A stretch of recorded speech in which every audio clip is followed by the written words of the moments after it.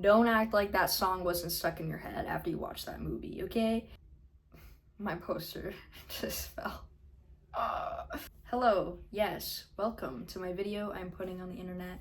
My name is Nikki Rose, and I'm going to be talking about the film The Substance and how it is a unique film about how beauty can have an ugly side. The Substance is a 2024 horror drama film that actually won an Oscar just a few days ago in Best Makeup and Hairstyling. I am a huge fan of this film. I love horror movies. It really is a movie unlike any other. It's very unique, and like most body horror movies, it's gonna make you feel really uncomfortable. And that's a good thing, because if a body horror movie isn't making you feel nauseous, then it's not doing its job. Now that I'm wanting to do these video essay style videos with movies, because I'm very passionate about them, I have a layout I'm going to be going by. I'm going to be doing 4 sections. 1 is background, 2 is analysis, 3 is defining art, and lastly, the overview.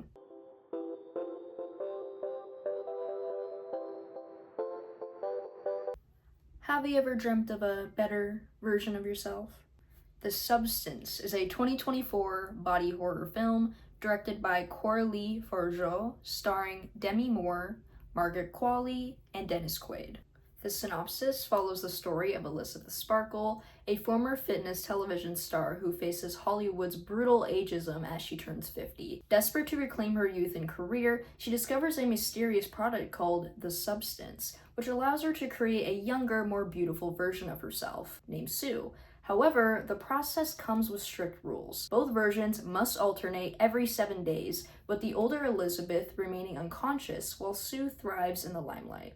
As Sue becomes a sensation, she begins to resist switching back, forcing Elizabeth into a deteriorating state. Their struggle for control escalates into a grotesque, body-morphing nightmare, culminating in a horrifying showdown that exposes the dangers of vanity, societal beauty standards, and self-worth. The film overall blends horror with social commentary depicting the extremes people go to in pursuit of youth and validation.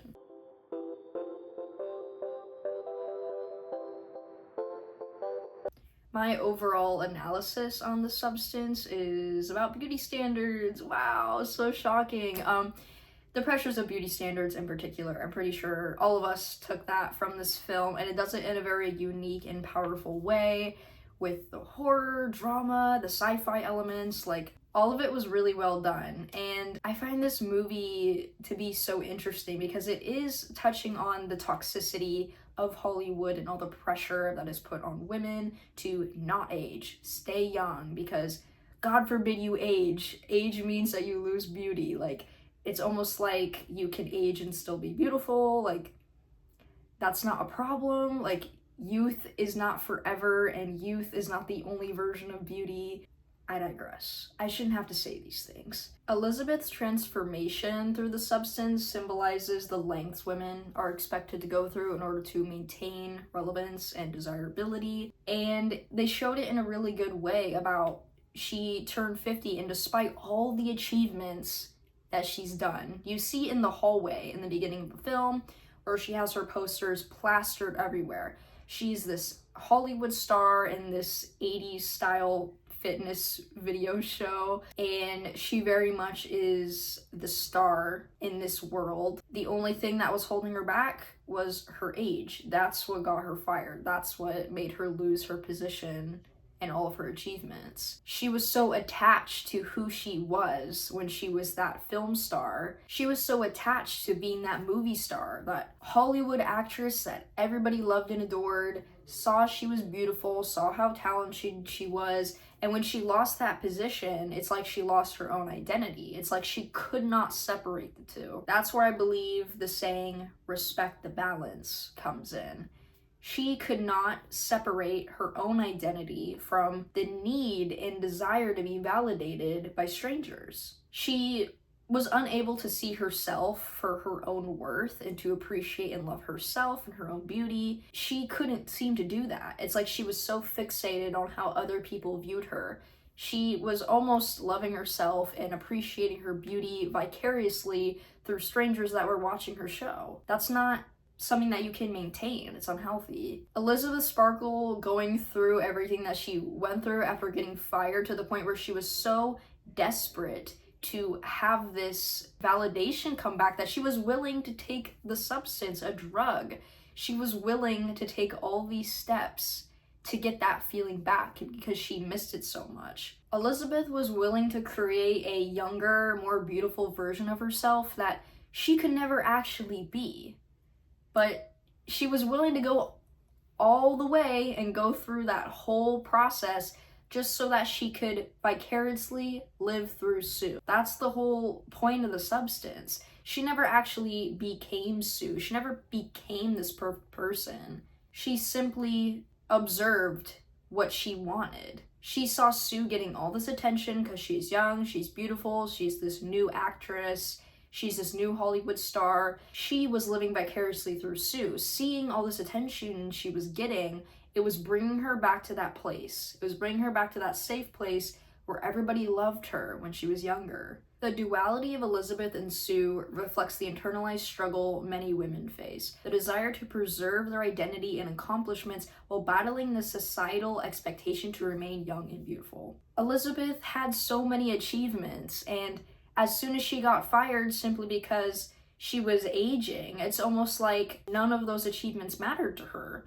She didn't have that self-confidence, that ability to look at herself and say, I'm beautiful, I am talented, look at all the success that I have, simply because she was rejected for something as small as aging. Elizabeth spent her whole life putting all of her love and self-worth into the perception of others to the point where she neglected her own, and that is what caused her demise at the end of the substance. Sue thrives while Elizabeth deteriorates. The film unravels how the world often celebrates and rewards youth while punishing aging. The grotesque body horror amplifies the dehumanizing effects of these pressures, illustrating how the obsession with perfection and self-modification can spiral into destruction.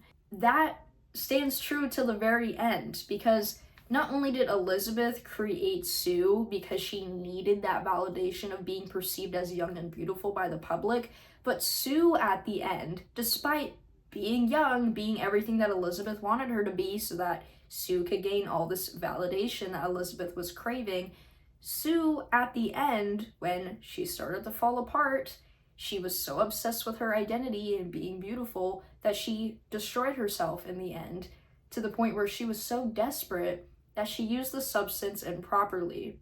She tried to create a better version of herself despite being a product of the substance, and that's what caused the monster that came of the two of them. The monster's name is Monstro Ilisu.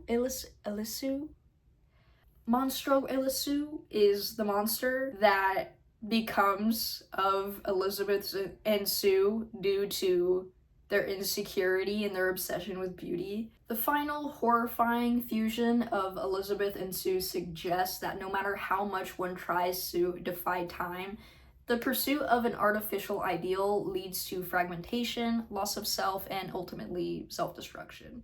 Overall, I think The Substance did a beautiful job, minus all the disgusting body horror.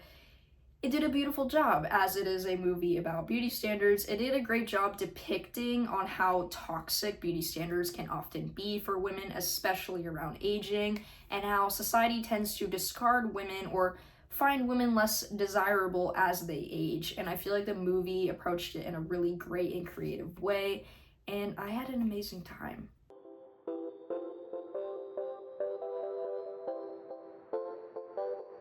Now to a segment I'm excited about.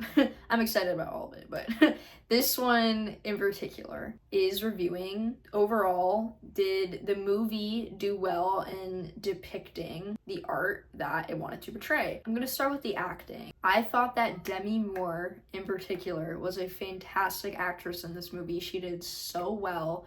I just could feel so many of what her character was feeling, despite obviously not being that character and not being able to identify with that character, as I'm not that character's age.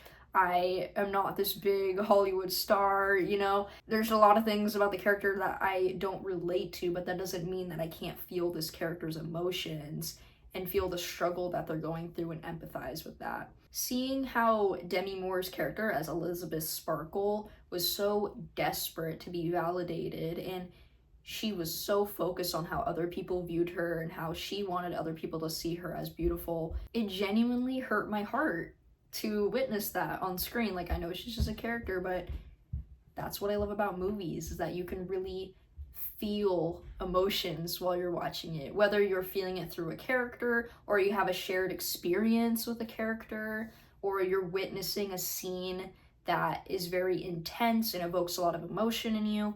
That's what I love about movies. Elizabeth Sparkle got me to feel a lot of emotions. I'm sure Demi Moore's character got a lot of women to feel a lot of emotions that either they're currently experiencing or maybe emotions that they haven't felt in a long time. But overall, very, I would say, universal experiences that many women have experienced. I have to reference this one scene in particular, and that is when Elizabeth Sparkle is going to go on that date and she gets all dolled up. She looks so good. She's got her makeup together. She got a nice outfit on, and she's about to leave, but she catches herself in the mirror and she stops. She proceeds to wipe off her lipstick, change her hair, just starts, doing some minor adjustments.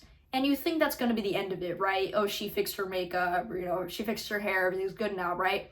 But no, she keeps adjusting things. As she keeps looking in the mirror, she keeps finding things to fix, and she becomes so fixated on it and so obsessed with it that she just has a full-blown meltdown, and she doesn't go on the date. Her phone's going off.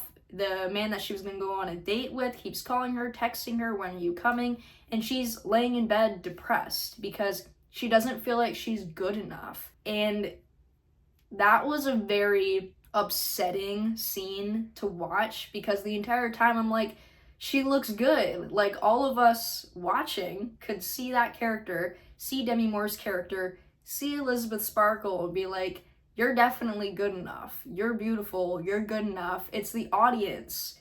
The audience that is perceiving Elizabeth Sparkle is telling her she is good enough, but yet she doesn't have that feeling on the inside. It's about her own self-identity and then the identity that people have placed on her. She doesn't have a sense of self-worth. She has to gain it through other people. So when she's all alone and nobody's giving that to her, she doesn't feel good enough. Margaret Qualley playing Sue, she also did an amazing job. I really liked her character.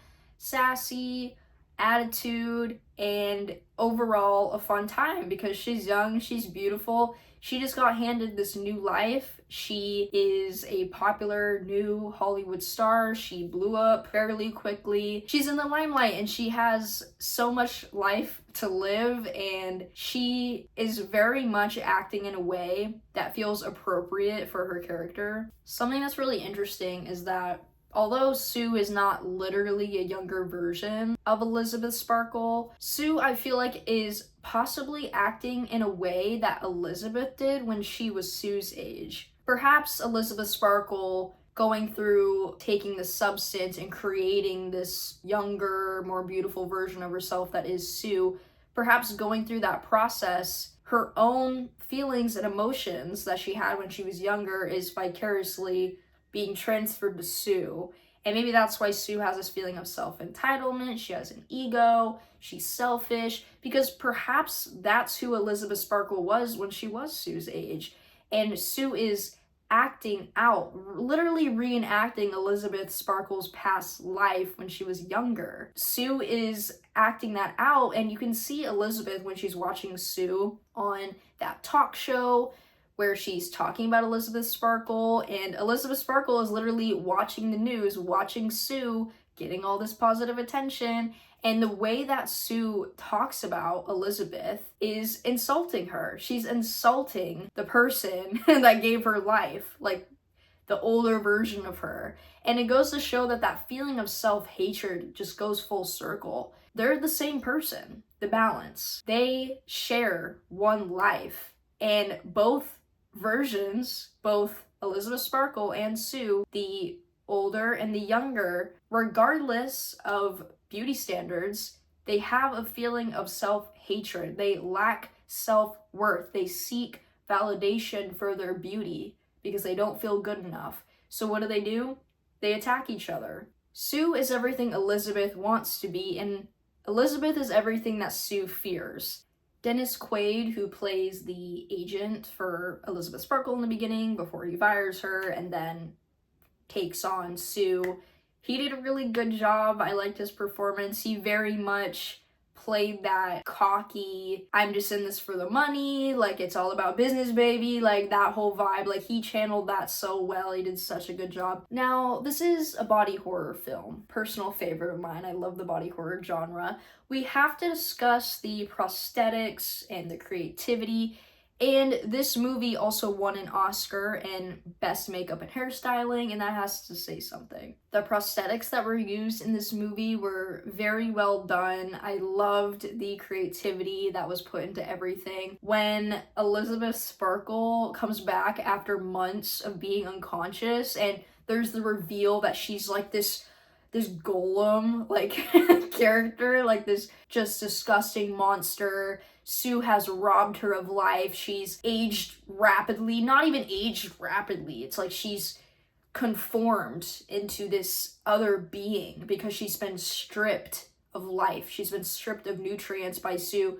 She became this grotesque monster because Sue robbed her of everything that she once was. And I think that's why she became that monster. I think it's simply symbolism for the fact that Sue, being younger, is taking from Elizabeth because she believes that she is worth more than Elizabeth. So she takes, but that has consequences because she wasn't respecting the balance. She was so obsessed with her own beauty that she neglected her other responsibilities and her other values that she has. We should also talk about the overall creativity and the aesthetic that is going on. I already touched on the fact that The Substance is a utopian society where everything's futuristic, yet it's in this 80s aesthetic, and I really like that. You can just tell because of all the bright colors, the 80s fitness video, the whole pump it up thing, it's overall very 80s. The hair and the makeup, everything. This is an amazing horror movie that stands on its own. Although I feel like it would be a little silly not to look back at the references that are being made in the movie that are references to classic horror movies. One that I noticed right off the bat is the vibrant patterns that you see in the studio, like that long hallway, just the vibrant patterns, the red.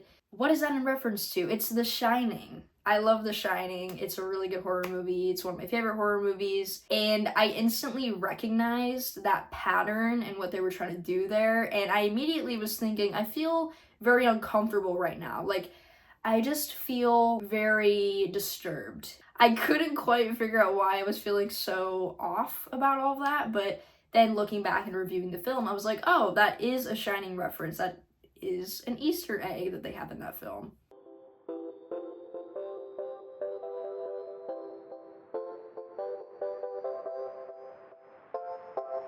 Overall, my thoughts on The Substance is that it is a very fun body horror movie that also shows a lot of deep messaging in beauty standards in our society and how women are treated because of said beauty standards. I would watch this movie again. I would recommend it to anyone, regardless if you like horror movies or not, because although there are definitely a lot of gory scenes and things that are overall disturbing, I think this is a horror movie that most people can digest.